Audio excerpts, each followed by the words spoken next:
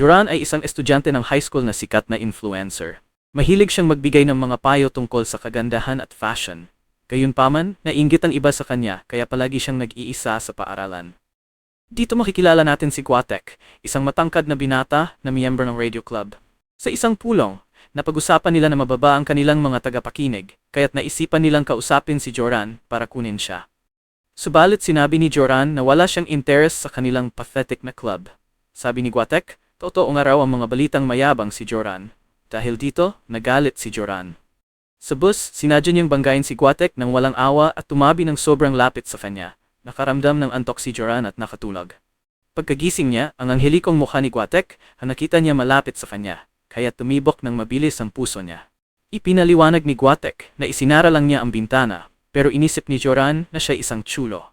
Pagkatapos nito, nagsimula silang magpalitan ng malalalim na tingin sa klase na hindi na tuloy makapag-isip si Joran. Biglang narinig niya ang pagbasa ng isang sulat sa radyo na tumutukoy sa isang problema na naranasan niya 2 taon na ang nakalipas. Natakot siya na baka mabunyag ang kanyang nakaraan, kaya't nagdesisyon siyang sumali sa radio club para matuklasan kung sino ang nagpapadala ng mga lihim na iyon. Nang kinausap niya si Guatek, sinabi nitong hindi na siya interesado kay Joran. Ipinaliwanag naman ni Joran na kung kukunin siya ng radio club, mapapakinabangan nila ang kanyang maraming followers sa social media. Dahil nahipnotismo si Guatek sa mga mata ni Joran, pumayag siya. Sa unang araw, pinagalitan ni Guatek si Joran dahil nahuli ito at inutusan siyang linisin ang buong sahig ng paaralan. Narinig ni Joran ang mga pang-iinsulto ng isang babae at nalungkot siya. Sa hindi sinasadya, natapakan niya ang sapatos ni Guatek habang nasa radyo, kaya't nagalit ito at pinigyan siya ng panibagong mop.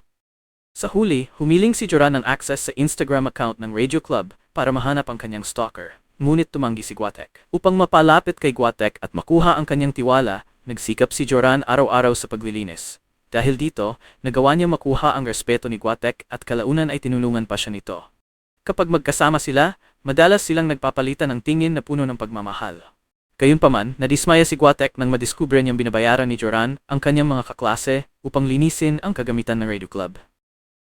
Nakaramdam si Guatek na ginamit lang siya, kaya't binuksan niya ang sesyon ng radyo gamit ang isa pang liham na nagbubunyag ng higit pang detalye tungkol sa nakaraan ni Joran. Agad na sinira ni Joran ang programa at hinarap ang mikropono. Sinabi niya sa stalker na hindi siya natatakot at hinamon niya itong magpakita, sa halip na magtago sa likod ng keyboard. Dahil dito, pinagalitan siya ng guro na sinabing mas interesado ang mga estudyante sa mga liham kaysa sa kanilang mga pagsusulit. Sinisi ni Guatek si Joran at hindi siya pinayagang umalis. Dahil dito, nagalit si Joran at sinabi kay Guatek na wala siyang karapatang magsalita ng masama tungkol sa kanya. Sagot ni Guatek, hindi mahalaga ang kasikatan ni Joran dahil balang araw mawawala rin iyon. At kapag nangyari iyon, wala nang magkaka-interes sa kanya.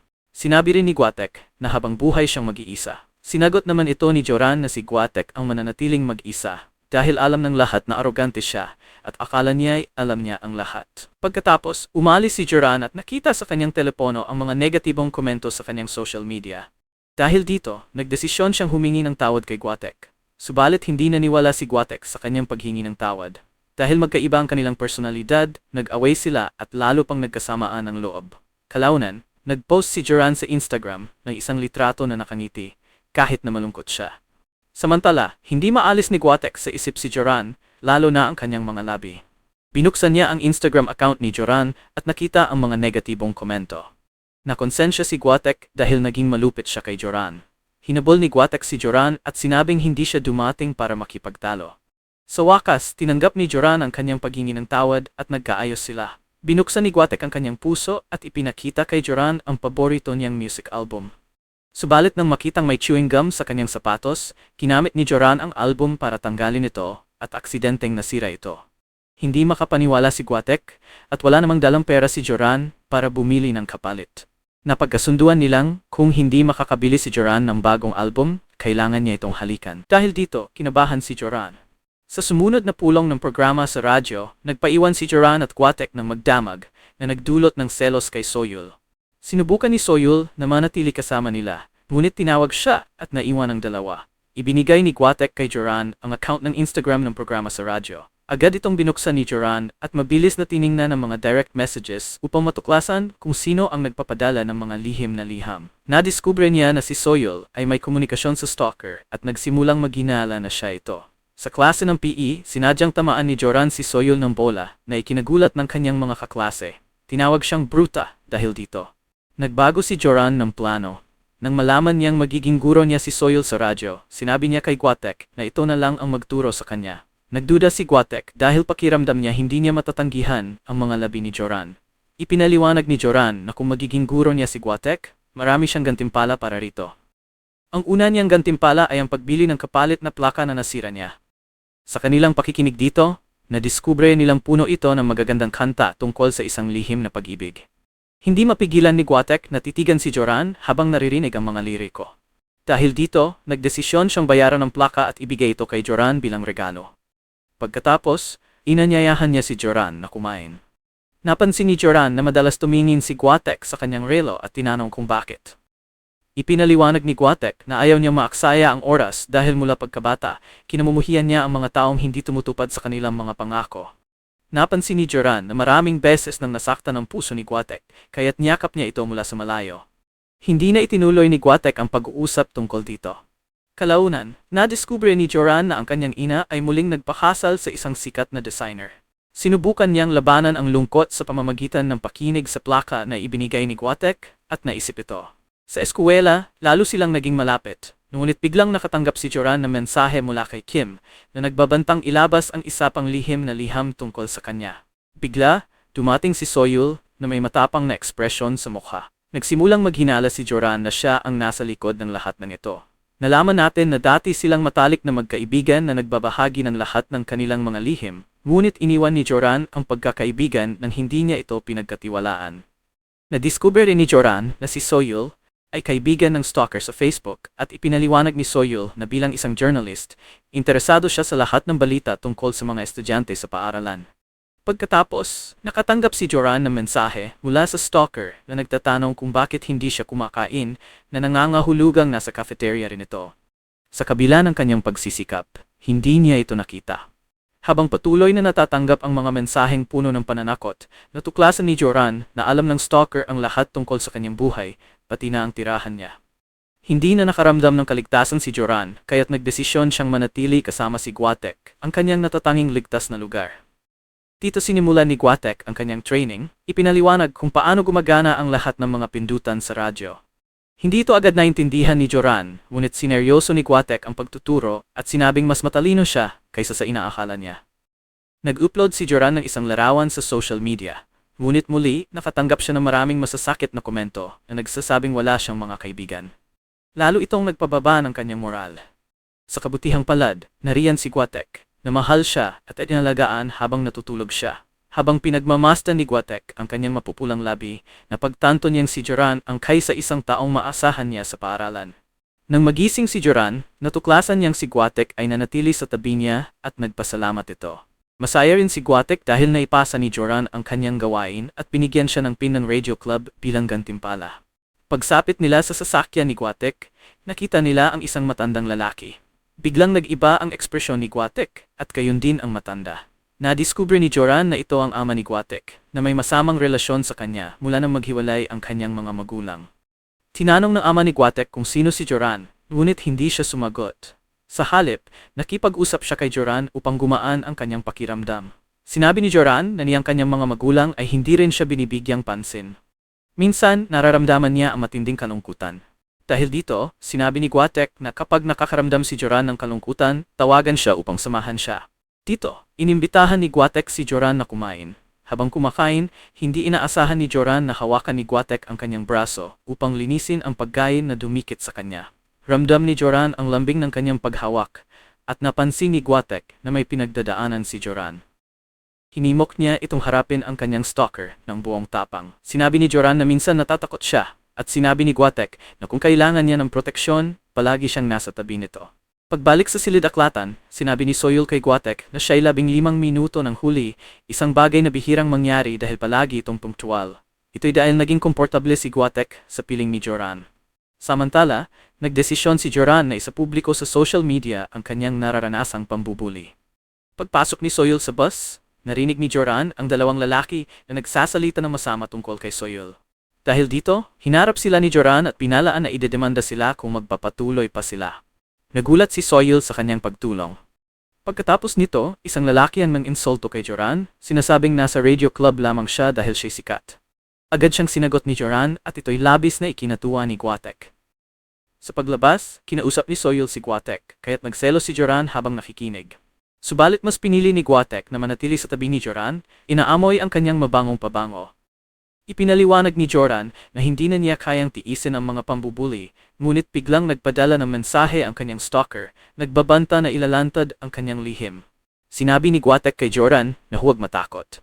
Ipinaalala ng stalker na wala siyang mawawala, samantalang si Joran ay may milyon-milyong followers na pwedeng mawala. Lubos itong nagpasakit ng damdamin ni Joran, kaya't humingi siya ng tulong kay Guatek. Sinabi nito na magsalita siya sa susunod na programa ng radyo. Sa programa, nagbigay si Joran ng mga payo tungkol sa pag-ibig para sa isang dalaga na umiibig sa kanyang matalik na kaibigan. Sinabi niya na hindi para sa mga duwag ang mundo. Naging matagumpay ang kanyang programa at maraming estudyante ang pumuri sa kanya. Nang mag-isa na sila ni Guatek, nakakaramdam ng kaba si Joran dahil pakiramdam niya malapit na siyang halikan nito. Nagbigay si Guatek ng walkie-talkie upang makapag-usap sila mula sa malayo. Sa ganitong paraan, sinabi ni Guatek na maganda si Joran. Ang kasyahan ay naglaho ng regaluhan ni Guatek si Joran ng pabango na nagpaalala sa kanya ng masakit na alaala mula 2 taon na ang nakalipas. Nahirapan siyang kontrolin ang kanyang emosyon, ngunit nagawa rin niyang kumalma. Sa mga sumunod na araw, patuloy si Guatek sa pagtitik sa mga labi ni Joran. Sinabi ni Joran na mahusay siyang pinuno at minitsyan niya ito bago magpaalam. Labis itong ikinasaya ni Guatek, iniisip na unti-unti nang nahuhulog si Joran sa kanya. Subalit, isang tawag mula sa kanyang ina na matagal na niyang hindi nakita ang sumira sa kanyang mood. Sinabi ng kanyang ina na bumalik siya sa Korea at nais siyang makasama para kumain kinabukasan. Sinabi ni Guatek na abala siya at agad na binaba ang telepono. Pagkatapos, nakita ni Guatek ang isang video ni Joran na kumakanta ng kantang regalo niya. Sa video, inisip niyang maging kasintahan ni Joran at ito ang pinakamagandang bagay sa mundo para sa kanya. Kaya't sinorpresa niya si Joran mula sa likuran. Nang magtama ang kanilang mga mata, nakita niya ang kaluluwa nito, kaya't namula si Joran na parang kamatis. Naglakad sila ng magkasama na ikinagulat ng iba pang mga estudyante na inakala nilang magkaaway pa rin sila. Ngunit ang kanilang mga tingin, puno ng pag-ibig, ay nagsasabi ng katotohanan. Gumawa si Joran ng video para sa social media habang pinagmamasdan siya ni Guatek. Nang ikot ni Joran ang camera, natuklasan niyang para kay Guatek, siya ang paboritong babae nito. Tinanong ni Guatek si Joran tungkol sa mga lalaking napalapit sa kanya. Sinabi ni Joran na wala siyang naging kasintahan kailanman. Sinabi ni Guatek na nais niyang maging una nitong halik at nagbigay ng mga palatandaan na hindi nakuha ni Joran. Ipinaliwanag niya na karamihan sa mga lalaki ay lumalapit lamang sa kanya dahil sa interes, ngunit si Guatek ay iba. Tapat ang kanyang ngiti. Sa wakas, sa tapang at tiwala kay Guatek, pinuksan ni Joran ang kanyang damdamin. Sinabi niyang siya ay maganda at gusto siya ni Guatek. Nanahimik si Joran sa narinig. Sinabi ni Guatek na hindi niya kailangang sumagot agad, kundi hayaan niyang lumalim ang damdamin nito. Sa Summer Festival, pinuno ni Guatek ng romantikong kilos si Joran, binigyan siya ng maraming regalo na nagpatibok pa ng puso nito. Si Kim pala ang responsable sa mga mensahe ng pambubuli. Inamin niya na sa katotohanan, si Joran ay biktima at hindi isang bully tulad ng inakala ng lahat. Nagbago ang lahat nang sa isang kaarawan, binugbog si Joran at binuhusan ng pabango. Labis siyang napahiya at hindi niya gustong malaman ni Soyul ang nangyari dahil ayaw niyang kaawaan siya nito. Kaya't nagdesisyon siyang tratuhin ng masama si Soyul para kamuhian siya nito. Napayak si Soyul nang maunawaan niyang nagkamali siya. Samantala, sinabi ni Kim na nararapat lamang kay Joran ang nangyari dahil sa pagiging mayabang nito. Nakakainis daw makita si Joran na nag-asta na parang mahalaga siya. Kahit na ganito, nakaramdam pa rin ng pagsisisi si Soyul, ngunit pinili niyang manahimik. Samantala, nag-enjoy si Joran sa field trip kasama si Guatek. Nang masira ang goma sa buhok ni Joran, inabutan siya ng bago ni Guatek at sinamantala ang pagkakataong pagmasdan ng kanyang mukha. Nang tanungin ni Joran kung kumusta siya, sinabi ni Guatek na napakanda niya, dahilan para mapangiti si Joran nang hindi na mamalayan. Kinagabihan, nagkita sila ng palihim dahil bawal lumabas ng silid sa 10 oras ng gabi. Habang nag-uusap, narinig nila ang mga tawa at nakita ang kanilang mga kaibigan na magkasintahan na naglalambingan. Nagselos si Guatek. Hiniling ni Joran kay Guatek na ikuwento ang kanyang pinakamalalim na lihim. Sa unang pagkakataon, inamin ni Guatek na galit siya sa kanyang ina dahil iniwan siya nito noong bata pa siya. Nangako itong babalikan siya, ngunit hindi ito bumalik kailanman. Dahil dito, natutunan ni Guatek na kamuhian ang mga taong hindi tumutupad sa kanilang mga pangako. Nangako si Joran na palaging magiging tapat kay Guatek at hinimok siyang bigyan ng pangalawang pagkakataon ang kanyang ina. Masaya si Guatek sa pangako ni Joran at unti-unti niyang sineryoso ang pagbibigay ng pagkakataon sa ina. Natapos ang school trip at nagulat ang lahat nang malaman nilang mahal ni Guatek si Joran. Naging masaya ang lahat, maliban kay Soyul na nakaramdam ng matinding lungkot at kawalan ng direksyon sa buhay. Nag-usap sina Guatek at Soyul at sa kalaunan, natanggap na ni Soyul na ang tunay niyang pag-ibig ay hindi si Guatek. Masaya siyang naging magkaibigan sila. Sa kabilang banda, nakatanggap si Joran ng mensahe mula kay Kim. Sa kanilang pagkikita, nalaman niyang si Kim ang stalker matapos ihambing ang sulat kamay nito sa mga anonymous na liham. Tinanong niya si Kim kung ano ang problema nito sa kanya. Inamin ni Kim na nainggit siya at naniniwalang hindi nararapat kay Joran ang kasikatan nito. Ikinuwento ni Kim na nagsimula ang lahat 2 taon na ang nakalilipas nang dumating si Joran sa kanilang paaralan. Hinangaan niya si Joran at gusto niya itong maging kaibigan. Ngunit pinalewala siya ni Joran at nagkunwaring hindi siya kilala sa harap ng kanyang mga kaibigan. Dahil dito, nagsimula ang inggit ni Kim. Pinalaan ni Kim si Joran na kung baliwalayin niya siyang muli, ilalabas nito ang video ng insidente sa karaoke kung saan pinahiya si Joran. Dagdag pa rito, hiniling ni Kim kay Joran na iwanan ng radio club at lumayo kay Guatek na siyang pinakamalaking sakit sa kanyang puso. Biglang dumating si Soyul at inakalang kasangkot siya sa plano ni Kim. Ipinaliwanag ni Soyul na wala siyang kinalaman dito at tinawag si Kim na isang kahabag-habag na tao.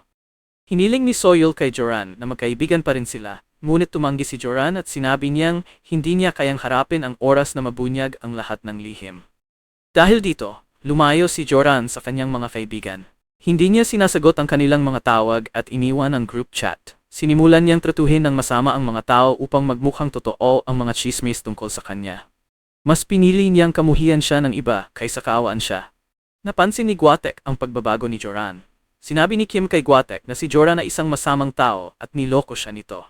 Tumanggi si Guatek na paniwalaan si Kim at sinabing naniniwala pa rin siyang inosente si Joran. Ngunit ibinunyag ni Kim ang huling bomba. Sinabi niyang sinaktan siya ni Joran. Nang tanungin ni Guatek si Joran tungkol dito, nanatili siyang tahimik na labis na ikinasakit ng damdamin ni Guatek. Pakiramdam niya ay hindi siya pinagkakatiwalaan ni Joran.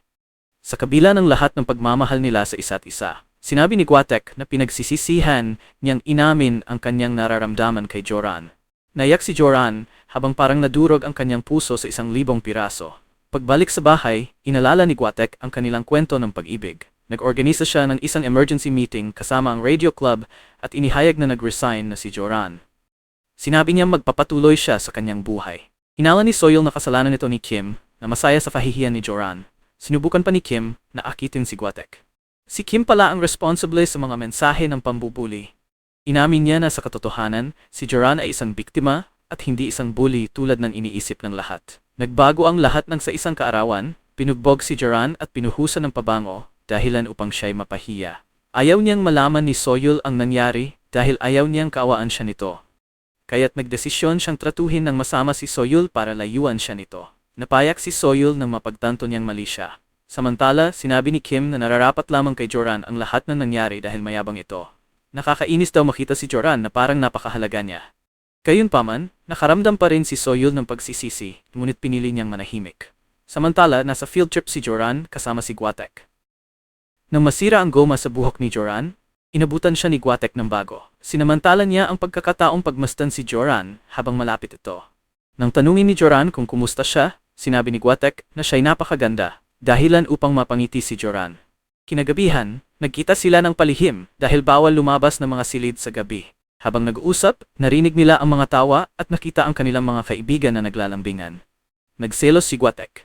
Hiniling ni Joran na sabihin ni Guatek ang kanyang pinakamalaking lihim. Inamin ni Guatek na galit siya sa kanyang ina dahil iniwan siya nito noong bata pa siya. Nangako itong babalikan siya, ngunit hindi ito bumalik kailanman. Dahil dito, natutunan ni Guatek na kamuhian ang mga taong hindi tumutupad sa kanilang mga pangako. Nangako si Joran na palaging magiging tapat kay Guatek at hinimok siyang bigyan ng pangalawang pagkakataon ang kanyang ina. Masaya si Guatek sa pangako ni Joran at unti-unti niyang sineryoso ang pagbibigay ng pagkakataon sa ina. Natapos ang school trip at nagulat ang lahat nang malaman nilang mahal ni Gwatek si Joran. Masaya ang lahat, maliban kay Soyul na nakaramdam ng matinding kawalan ng direksyon sa buhay. Nag-usap sina Gwatek at Soyul at sa kalaunan, natanggap ni Soyul na hindi niya tunay na pag-ibig si Gwatek. Naging masaya siyang magkaibigan sila. Samantala, nakatanggap si Joran ng mensahe mula kay Kim. Sa kanilang pagkikita, nalaman niyang si Kim ang stalker matapos ihambing ang sulat kamay nito sa mga anonymous na liham. Tinanong ni Joran kung ano ang problema nito sa kanya. Inamin ni Kim na nainggit siya kay Joran at naniniwalang hindi ito nararapat maging sikat. Ikinuwento ni Kim na nagsimula ang lahat 2 taon nang nakalilipas nang dumating si Joran sa kanilang paaralan. Hinangaan niya si Joran at gusto niya itong maging kaibigan. Ngunit pinaliwala siya ni Joran at nagkunwaring hindi siya kilala sa harap ng kanyang mga kaibigan. Dahil dito, lumaki ang inggit ni Kim. Binaan ni Kim si Joran na kung baliwalain niya siyang muli, ilalabas nito ang video ng insidente sa karaoke kung saan pinahiya si Joran. Hiniling din ni Kim kay Joran na iwanan ang radio club at lumayo kay Gwatek na siyang pinakamalaking sakit sa kanyang puso. Biglang dumating si Soyul at inakalang kasangkot siya sa plano ni Kim. Ipinaliwanag ni Soyul na wala siyang kinalaman dito at tinawag si Kim na isang kahabag-habag na tao. Hiniling ni Soyul kay Joran na magkaibigan pa rin sila. Ngunit tumanggi si Joran at sinabi niyang hindi niya kayang harapin ang oras na mabunyag ang lahat ng lihim. Dahil dito, lumayo si Joran sa kanyang mga kaibigan. Hindi niya sinasagot ang kanilang mga tawag at iniwan ang group chat. Sinimulan niyang tratuhin ng masama ang mga tao upang magmukhang totoo ang mga chismis tungkol sa kanya. Mas pinili niyang kamuhian siya ng iba kaysa kaawaan siya. Napansin ni Gwatek ang pagbabago ni Joran. Sinabi ni Kim kay Gwatek na si Joran ay isang masamang tao at niloko siya nito. Tumanggi si Gwatek na paniwalaan si Kim at sinabing naniniwala pa rin siyang inosente si Joran. Ngunit ibinunyag ni Kim ang huling bomba. Sinabi niyang sinaktan siya ni Joran. Nang tanungin ni Gwatek si Joran tungkol dito, nanatili siyang tahimik na labis na ikinasakit ng damdamin ni Gwatek. Pakiramdam niya ay hindi siya pinagkakatiwalaan ni Joran sa kabila ng lahat ng pagmamahal nila sa isa't isa. Sinabi ni Gwatek na pinagsisisihan niyang inamin ang kanyang nararamdaman kay Joran. Nayak si Joran habang parang nadurog ang kanyang puso sa 1,000 piraso. Pagbalik sa bahay, inalala ni Gwatek ang kanilang kwento ng pag-ibig. Nag-organisa siya ng isang emergency meeting kasama ang radio club at inihayag na nag-resign na si Joran. Sinabi niyang magpapatuloy siya sa kanyang buhay. Hinala ni Soyul na kasalanan nito ni Kim na masayang-masaya sa kahihiyan ni Joran. Sinubukan pa ni Kim na akitin si Gwatek. Sa simpleng paggalaw ng kanyang mga labi, sinabi ni Gwatek na ang kanyang puso ay hindi pa handang umibig muli. Subalit pinayuhan siya ng kanyang kaibigan na sa pag-ibig minsan may mga pagtataksil. Ngunit kung si Joran ang ilaw ng kanyang puso, dapat niyang ipaglaban ang kanilang pag-ibig. Dahil dito nagdesisyon si Gwatek na puntahan si Joran. Bago pa man makarating kay Joran, nakatanggap si Gwatek ng mensahe mula sa kanyang ina na gustong makipagkita bago ito bumalik sa Korea. Sa kanilang pagkita, humingi ng tawad ang ina ni Gwatek sa hindi nito pagkakaroon ng pagkakataon na maging isang tunay na ina. Ipinaliwanag nitong araw-araw siyang iniisip kahit malayo. Naunawaan ni Gwatek na tama si Joran sa kanyang payo. Pagkatapos nito, nagbahagi si Gwatek ng isang bukas na liham sa programa ng radyo ng paaralan na narinig ni Joran. Sa kanyang talumpati, humingi siya ng tawad sa hindi niya pagkaintindi sa pinagdaanan ni Joran. Aminado siyang karapat-dapat siyang kamuhian, ngunit naniniwala siyang maari pang maisalba ang kanilang pagmamahalan dahil matibay ang kanilang koneksyon tulad ng konkreto. Nang magkita sila, inamin ni Joran ang katotohanan. Hindi siya ang stalker, kundi isa ring biktima ng bullying. Lubos na nalungkot si Gwatek at niyakap siya, nagbibigay ng kaginhawahan sa kanyang sugatang puso. Sinabi niya kay Joran na magiging maayos ang lahat. Mula noon, naging tagapagtanggol ng pag-ibig si Gwatek na hindi papayagang mabully si Joran muli. Kinabukasan, gumawa ng live broadcast si Joran upang ilantad si Kim bilang tunay na stalker. Napahiya si Kim sa harap ng lahat. Hinarap siya ng kanilang mga kaklase at si Kim, umiiyak, ay nagkunwaring siya ang biktima. Sinasabing iniimpluwensyahan ni Joran ang iba. Tinawag nila siyang isang psychopath at sinimulang saktan siya, dahilan upang mapilitan si Kim na umalis ng klase. Nagpahayag si Joran na wala na siyang takot sa nakaraan. Hinikayat niya ang lahat ng biktima ng bullying na huwag manahimik at harapin ang kanilang mga nananakit, dahil sa huli, magwawagi ang pag-ibig sa puot. Pinuri siya ni Gwatek sa kanyang tapang. Nagkaroon sila ng espesyal na sandali, ngunit sinira ito ng guro kaya't pinaalis siya ng kanilang mga kaibigan upang bigyan sila ng oras na magkasama. Pagkatapos napansin ni Joran na ang kanyang social media ay puno na ng mga mensahe ng suporta, imbes na puot. Biglang nakatanggap siya ng video call mula kay Guatek, kaya't inayos niya ang sarili. Sinabi nitong kailangan nilang mag-usap, kaya't nagkita sila sa isang date. Sa kanilang pagkikita, hindi maalis ni Guatek ang kanyang tingin sa pulang labi ni Joran na tila nag-aalis ng kanyang hininga. Bago siya halikan, nagpunta muna sila upang kumain. Tinanong ni Joran tungkol sa dating relasyon ni Guatek. Ipinaliwanag nito na nagkaroon siya ng kasintahan noong high school, ngunit hindi maganda ang naging pagtatapos dahil ipinaramdam nito na hindi siya sapat. Nangako silang igagalang ang isa't isa sa kanilang relasyon. Habang naglalakad, napansin ni Guatek na malamig ang kamay ni Joran, kaya't binilhan niya ito ng hand warmer na kanila ring pinagsaluhan. Dahil dito, nagdesisyon si Joran na magpakita ng mas totoong bersyon ng sarili sa social media, sa halip na magpakitang tao. Sinabi niyang nais niyang makita ng iba ang kanyang tunay na pagkatao. Sinusuportahan ito ni Guatek. Sa kanyang telepono, napansin ni Guatek na nakalagay siya bilang presidente sa contact list ni Joran, habang may puso naman ang pangalan ni Joran sa kanyang telepono. Nakaramdam siya ng kaunting selos, ngunit hindi niya iyon pinansin. Sa pagtatapos ng kanilang date, sinabi ni Guatek na hindi niya inakala na ganito ang kanilang kwento ng pag-ibig dahil palagi silang nagtatalo dati. Sinabi ni Joran na ngayong mas kilala na niya si Guatek, pinagsisisihan niya ang paninigaw dito noon. Inamin niyang mas gusto niya ito ngayon kaysa dati. Sa narinig, napuno ng ligaya si Guatek at sinabing minahal na niya si Joran mula pa nung una silang magkakilala. Hiniling ni Joran na maging magkasintahan sila, at agad itong tinanggap ni Guatek sa kondisyon na tawagin siya ni Joran na mahal tuwing kakausapin siya nito. Dahil sa labis na kaba, umiwas si Joran sa halik, kaya't niyakap siya ni Guatek at hinaplos ang kanyang pisngi. Ipinaabot ni Guatek ang kanyang walang hanggang pagmamahal kahit sa harap ng 20 pader na konkreto ay hindi mapipigilan. Nagsimula ang kanilang relasyon at inayos ni Joran ang kanyang hindi pagkakaunawaan kay Soyul. Naging magkaibigan muli sila at bumalik ang kumpiyansa ni Joran sa paaralan. Nagbalik siya sa radio club kung saan pinakita ni Guatek ang kanyang pagmamahal sa maliliit na kilos. Nagkita muli ni Joran si Kim, ngunit sa halip na magalit, hinimok niya itong huwag nang intindihin ang opinyon ng iba at magsimulang mabuhay ng malaya. Napagtanto ni Joran na ang pinakamagandang bahagi ng buhay ay ang mapalibutan ng mga taong nagmamahal sa iyo, tulad ni Guatek. Ang pag-ibig, sa huli, ay pagbibigay ng buong puso sa taong mahal mo at pag-alam na ang pinakamahalagang yaman sa iyong puso ay ang taong iyon. Kung nagustuhan mo ang kwento, huwag kalimutang mag-subscribe sa channel. I-click ang kampanilya upang hindi makaligtaan ang anumang video at tingnan ang iba pang mga video na siguradong magugustuhan mo. Salamat sa iyong oras at paalam.